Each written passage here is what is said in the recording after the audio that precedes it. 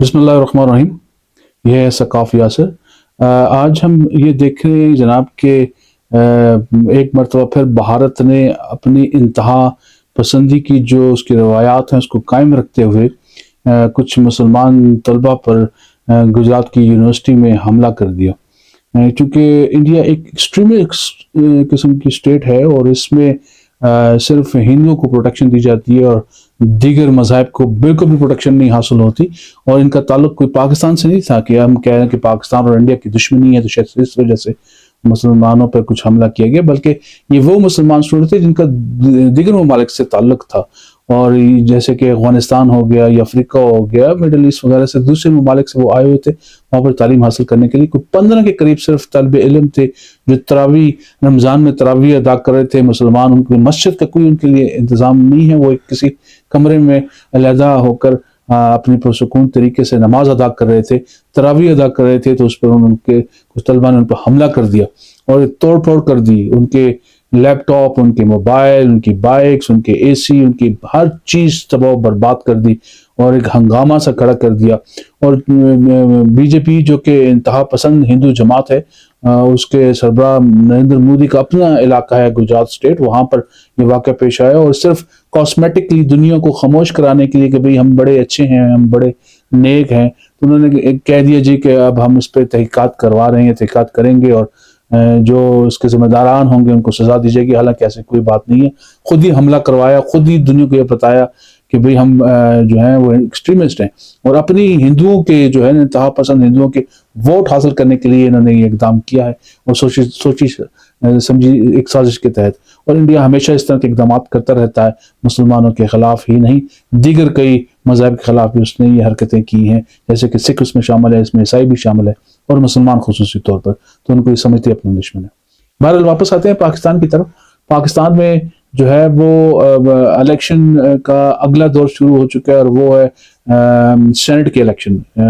پہلے آپ دیکھ چکے ہیں جناب کہ آپ نے دیکھا کہ جنرل الیکشن منعقد ہوئے. جنرل الیکشن میں جو ہے قومی اور صوبائی اسمبلی کی اسمبلیوں کے جو ممبران تھے وہ منتخب ہوئے. پھر اس کے بعد جو ہے جو ریزرو سیٹس تھیں اقلیتوں اور خواتین کی، ان کا انتخاب ہوا. پھر اس کے بعد جو ہے وہ ان کے وزیر اعلیٰ اور وزیر اعظم اور پھر صدر کا انتخاب بھی مکمل ہو گیا. اور اب جو ہے وہ سینٹ کا آخری مرحلہ یہ سینٹ کا انتخاب ہونے جا رہا ہے. اور سینٹ کے انتخاب میں بڑی دلچسپ صورتحال ہے کہ تمام سیاسی پارٹیاں کوشش کر رہی ہیں کہ وہ اپنے کینڈیڈیٹس کو اس میں انڈکٹ کر سکیں. آپ دیکھ لیں کہ اس میں تحریک انصاف نے جو ہے وہ ایک مرتبہ پھر ان لوگوں کو ووٹ دیا ہے جو کہ 9 مئی کے واقعات میں ذمہ داران سمجھے جاتے ہیں. یعنی کہ انہوں نے بھی اس دفعہ یہی سوچا کہ بھی ایک ٹھیک ٹھاک قسم کی ٹسل رکھی جائے گی حکومت کے ساتھ اور کوئی نرمی نہیں رکھی جائے گی. اور اس ٹسل کو زیادہ ہوا دینے کے لیے انہوں نے مراد سعید اور یاسمین راشد اور کچھ صنم جاوید جیسے نام جو ہے انہوں نے دوبارہ ریپیٹ کیے اور انہوں نے سینٹ کے لیے ان کو امیدوار بنایا ہے. اور جو ہے جس پر ظاہر ہے کہ 9 مئی کے واقعات میں شامل ہونے کی ان پر جو ہے سنگین قسم کے الزامات ہیں جس پر تحفظات ہوں گے نہ صرف اسٹیبلشمنٹ کو بلکہ تمام محب وطن کو اور تمام ایسے لوگوں کو جو کہ پاکستان سے پیار کرتے ہیں، اپنے پاک فوج سے پیار کرتے ہیں، ان کو جو ہے وہ تحفظات ہوں گے. پی ٹی آئی کو اپنا رویہ تھوڑا سا تبدیل کر لینا چاہیے. اس سے جو انہوں نے ابھی تک سیکھا ہے اس سارے معاملے سے، اس کو زیر نظر رکھتے ہوئے انہیں چاہیے تھا کہ وہ کینڈیڈیٹ کو بدل سکتے تھے. کیونکہ یاسمین راشد صاحبہ جیسا جو کینڈیڈیٹ ہے وہ تو جنرل الیکشن میں بھی جیت سکتا ہے، لیکن جان بوجھ کر ان کا نام دینا شاید وہ اپنے لیے زیادہ مسائل یا پریشانی پیدا کرنے والی بات ہو سکتی ہے. مجھے جہاں تک زیادہ اس میں اعتراض ہے وہ یہ ہے کہ بھی چونکہ پی ٹی آئی کی نہ پنجاب اسمبلی میں اکثریت ہے، نہ بلوچستان اسمبلی میں، نہ سندھ اسمبلی میں، بلکہ پنجاب میں پھر وہ تھوڑی بہت سیٹیں نکال سکیں گے. لیکن اس کے مقابلے میں جو ہے قومی اسمبلی میں سے بھی جو ان کے مرکز کے امیدوار ہیں اس میں بھی تھوڑا بہت وہ کوشش تو کر سکتے ہیں. لیکن جو کے پی کی اسمبلی ہے انہیں پتہ ہے کہ وہاں پہ 2/3 ان کی میجورٹی ہے، تو وہ تمام کینڈیڈیٹ کو بڑی آسانی سے وہ جتوا سکتے ہیں. تو اس میں انہوں نے جو سب سے بڑا جو میرے نزدیک جو خامی پیدا ہوئی ہے وہ یہ ہوئی ہے کہ انہوں نے 17-18 کے قریب سیٹیں ہوتی ہیں، 10 سیٹیں جنرل سیٹس ہوتی ہیں اور 7 مخصوص سیٹیں ہوتی ہیں، اس میں خواتین کی، ٹیکنوکریٹس کی، ریلیجیس وغیرہ وغیرہ ہوتی ہیں. تو اس پہ جو ہے انہوں نے کے پی کے بجائے کچھ پنجاب کے لوگوں کو جو ہے نامزد کیا ہے کہ وہ یہاں سے کنٹیسٹ کریں گے. جیسے فیصل جاوید کا تعلق ہی نہیں ہے یہاں سے، یاسمین راشد کا تعلق ہی نہیں ہے کے پی سے. میں سمجھتا ہوں کہ ایسے لوگوں کو، صرف 3 افراد ایسے ہیں جن کا تعلق آپ کہہ سکتے ہیں کہ ان کا تعلق کے پی سے ہے. باقی تمام کے تمام جو ہیں وہ 14 کے 14 اراکین کے جو انہوں نے ٹکٹ دے رہے ہیں، 25 کینڈیڈیٹ ہے ٹوٹل، اس میں سے جو ان کو وہ ٹکٹ دے رہے ہیں وہ تو سارے پنجاب سے یا دوسرے صوبوں سے تعلق رکھتے ہیں. تو سینٹ کا جو مقصد ہے نا، جو جمہوریت کا مقصد ہے، نمائندگی کا جو مقصد ہے، جو ڈیموکریٹک اصول ہیں، ان سے یہ چیز بڑی مخالفت رکھتی ہے. کیونکہ میں سمجھتا ہوں کہ کے پی کی اسمبلی میں صرف اور صرف پختونوں اور ہندکوانوں کا حق حاصل ہے کہ یہاں سے منتخب ہو کر جائیں اور سینٹ میں اور نمائندگی کرے. قومی اسمبلی کی جو نشستیں ہیں وہ آبادی کے تناسب سے ہیں، اور آبادی کے تناسب ہونے کے لحاظ سے پنجاب کو چونکہ آبادی زیادہ ہے تو آپ سمجھ سکتے ہیں کہ ان کے ووٹ وہاں پر زیادہ ہو جاتے ہیں، اسی لیے جو پنجاب جیتتا ہے اس کو وزیر اعظم بن جاتا ہے. اسی چیز کو بیلنس کرنے کے لیے سینٹ بنایا گیا ہے کہ کہیں کوئی صوبے کے ساتھ زیادتی نہ ہو جائے، اس کا استحصال نہ ہو. تو سینٹ میں تمام صوبوں کو برابری کی بنیاد پر نشستیں دی گئی ہیں، اور اس بنیادی کی بنیاد پر نشست ہونے کی وجہ سے وہ جس وقت بھی الیکشن ہوتا ہے تو قومی اسمبلی کا، اس میں اگر پنجاب اپنے اکثریت رکھنے کی وجہ سے کوئی قانون سازی اپنے حق میں کرنا چاہ رہا ہوتا ہے تو وہ پھر سینٹ اس قانون سازی کو روک لیتا ہے. اور اگر سینٹ میں بھی آپ کے پنجابی اراکین بیٹھے ہوئے ہیں، اگر پنجاب سے اکثریت قومی اسمبلی میں ہے اور قومی اسمبلی کے لیے اور سینٹ کے لیے بھی آپ جو ہے اپنی ٹکٹ جو ہیں وہ ان لوگوں کو دے رہے ہیں کے پی کے اسمبلی کے لیے جن کا تعلق پنجاب سے ہے اور وہ پنجابی ہیں، تو پھر تو صوبہ پنجاب پورے پاکستان پر جیسا کہا جاتا ہے کہ وہ حکومت کرے گا اور وہ کھا گیا ہے، تو ایک نفرت سے پیدا ہوگی. تو اس چیز کو ختم کرنے کے لیے انتہائی ضروری ہے کہ کے پی میں انتہائی بڑے قابل اور اہل لوگ موجود ہیں، ان لوگوں کو ٹکٹ دینا چاہیے.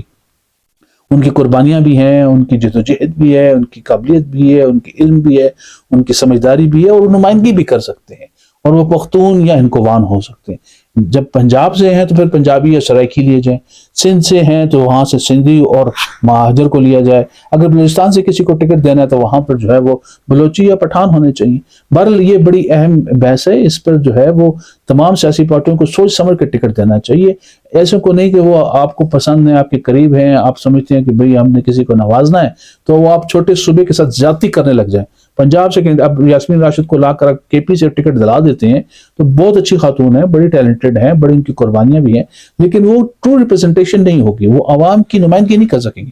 وہ وہاں پر بیٹھ کر کے پی کی اسمبلی سے ہوتے ہوئے سینٹ میں بیٹھ کر پنجاب کی نمائندگی کر رہی ہوں گی، اور کے پی کے ساتھ زیادتی ہو جائے گی. وہ جو برابر رکھنے کا جو کانسیپٹ دیا گیا نا وہ نقصان پہنچ جائے گا. اس چیز کو سمجھنا چاہیے. بہرحال یہاں اب ہم دیکھیں کہ نہ صرف سیاسی جماعتیں بلکہ اسٹیبلشمنٹ نے بھی اپنے کینڈیڈیٹ لانچ کر دیے ہیں. آپ کو جان کو خوشی ہوگی یا آپ کو جان کے حیرت بھی ہوگی کہ قومی اسمبلی اور صوبائی اسمبلی کے آزاد اراکین کے ساتھ ساتھ اس دفعہ پہلی مرتبہ جو ہے، پہلی مرتبہ نہیں، خیر پہلے بھی ہوتے رہے، آزاد اراکین بھی آ رہے ہیں. آزاد سینٹ کے لیے جو ممبران آ رہے ہیں اس میں 3 نام بڑے خاص اور اہم ہیں. ایک ہے فیصل واڈوا صاحب، وہ آزاد امیدوار کے طور پر آئے ہیں. پھر جو ہے محسن نقوی صاحب جو کہ وزیر اعلیٰ بھی تھے اور ابھی وزیر داخلہ بھی ہیں، وہ آزاد رکن کی حیثیت سے آئے. اور تیسرے جو ہیں وہ انوار الحق کاکڑ صاحب جو سابق وزیر اعظم ہیں، وہ بھی جو ہے آزاد امیدوار کے طور پر آئے.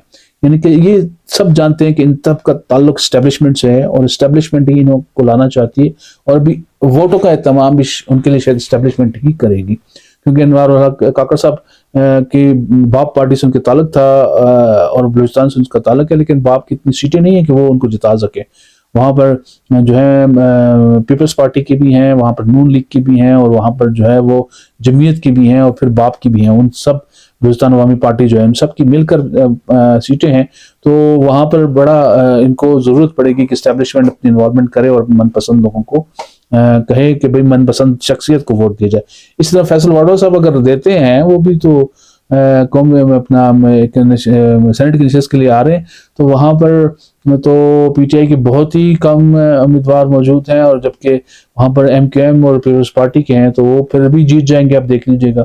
اسی طرح پنجاب اسمبلی میں جو صورتحال ہے وہ محسن نقوی صاحب بے شک بڑے امیر انسان ہیں، بڑے ارب پتی ہیں، لیکن وہ کتنے ووٹ خرید سکیں جب تک اسٹیبلشمنٹ کی سپورٹ نہیں ہوگی. اور اس سے پہلے بھی انہوں نے چونکہ اسٹیبلشمنٹ کی بات مانی ہے، ان کو سپورٹ کی ہے، تو اس لیے اسٹیبلشمنٹ چاہتی ہے کہ بھئی اسمبلی میں ایسے لوگ موجود ہوں جو ان کی مرضی کی بات بھی کر سکیں، قانون سازی میں بھی مداخلت کر سکیں، اور کوئی ایسے اقدامات بھی کرنے ہوں جیسے کہ آپ کو کوئی نہ کوئی قرارداد پاس کروانی ہوتی، کوئی اس طرح کی چیزیں کرنی ہوتی، تو ان لوگوں کی ضرورت پڑتی ہے. لیکن دلچسپ صورتحال یہ ہے کہ یہ تینوں جو افراد ہیں، ان کا تعلق، ایک کا تعلق بلوچستان سے ہے انوار کاکڑ صاحب کا، ایک کا سندھ سے ہے فیصل واڈا صاحب کا، اور ایک کا پنجاب سے ہے محسن نقوی صاحب کا. لیکن کے پی سے کوئی ایسا بندہ ان کو نہیں ملا جو کہ اسٹیبلشمنٹ کی نمائندگی کر سکے. بہرحال یہ تینوں کینڈیڈیٹ دیکھتے ہیں، امید ہے کہ شاید جیت بھی جائیں گے. اور میں نے جیسے پہلے ہی کہہ دیا تھا کہ انوار کاکڑ صاحب شاید جو ہے وہ سینٹ کے چیئرمین شپ کے بھی امیدوار ہوں، کیونکہ وہ بڑے اچھے طریقے سے وزیر اعظم بن کر انہوں نے کام کیا. محسن نقوی صاحب نے وزیر اعلیٰ بن کر بڑا اچھا کام کیا تو ان کو وزیر داخلہ بنا دیا گیا. لیکن سینٹ کی چیئرمین شپ یوسف رضا گیلانی صاحب کے لیے کہا جا رہا ہے، لیکن میرا یہ خیال ہے کہ انوار کاکڑ صاحب ہی بنیں گے. جس طریقے سے انہوں نے پرفارم کیا، جس طریقے سے انہوں نے ڈیفینڈ کیا ہے مسنگ پرسنس کے بھی حوالے سے اور بہت سے دوسرے فورم پر، تو انوار کاکڑ صاحب بڑے جو ہے نا اہم ترین امیدوار سمجھے جائیں گے سینٹ کی چیئرمین شپ کے لیے. سینٹ کا ادارہ جو ہے وہ چاہے وہ پریزیڈنشل فارم آف سسٹم ہو یا پارلیمنٹری سسٹم ہو، اس میں بڑی اہمیت رکھتا ہے، کیونکہ وہ چاروں صوبوں کو ایکول اپرچونٹی دیتا ہے. تمام کے جو ہیں وہ ایک ہی برابری کی بنیاد پر وہاں پر بات کی جاتی ہے. اور قومی اسمبلی کے حوالے سے کہا جاتا ہے کہ قومی اسمبلی کے جو قانون سازی ہوتی ہے اس پہ وہ نظر ثانی کرتے ہیں. اور یہ بھی کہا جاتا ہے کہ it's a brake on a wheel, کہ سینٹ جو ہوتا ہے اگر جس طرح ایک پہیے پہ بریک نہ ہو تو وہ فری فال ہوتا ہے، وہ ایکسیڈنٹ کر جاتا ہے.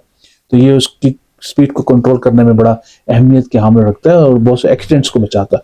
تو سینٹ کا انتخاب ہونے جا رہا ہے، دیکھتے ہیں کہ وہاں پر کیا نتائج آتے ہیں اور اس میں سے کون کون آگے نکل کر آتے ہیں. چونکہ چیئرمین اور وائس چیئرمین جو ہوتے ہیں سینٹ کے، وہ بھی بڑی اہمیت رکھتے ہیں. جو چیئرمین سینٹ ہوتا ہے وہ technically vice president of Pakistan ہوتا ہے. صدر مملکت کی غیر حاضری میں جو ہے وہ صدر مملکت کے فرائض انجام دے رہا ہوتا ہے. آج تک کے لیے کافی جی، بہت شکریہ. السلام علیکم.